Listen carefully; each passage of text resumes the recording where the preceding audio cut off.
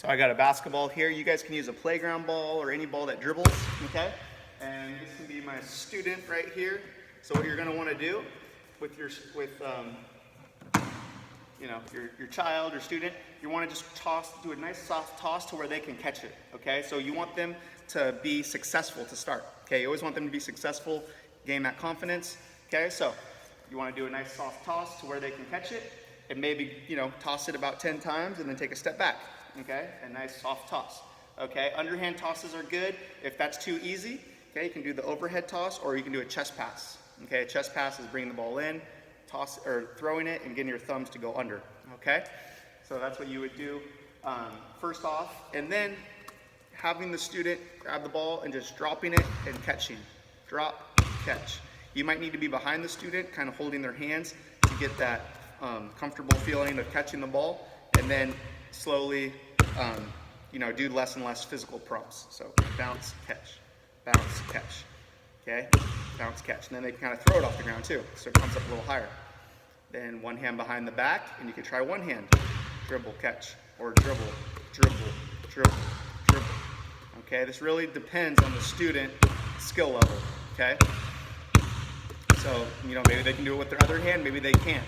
Kind of see what level the student is at, okay? And then another one is throwing the ball above the head level to catch, okay?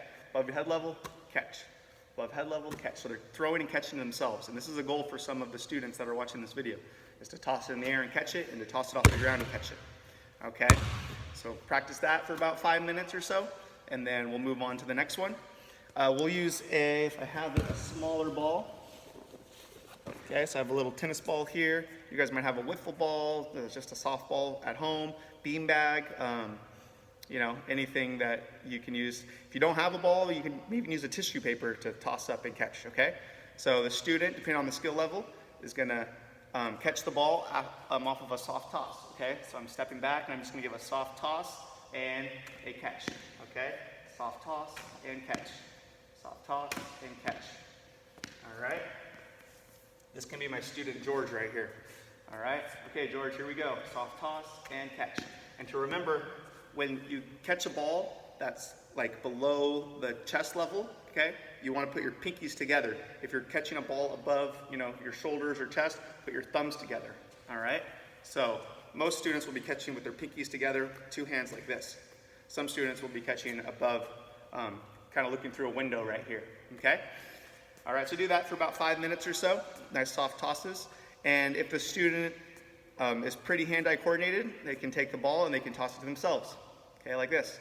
Or you can put hand over hand and practice that with them so they get the feel for it, okay? Another thing that would help if they're really having trouble with it is starting with a balloon, because that gives you more reaction time, right? Because the balloon's coming to you, you have more time to catch it. Same with a beach ball. Okay, so beach ball or balloon, anything like that you can use to allow for more reaction time, okay?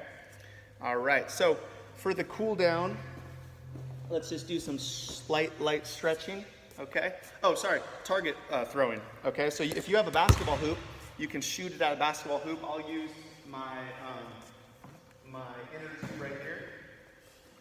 All right, just something I found around the house that I could use.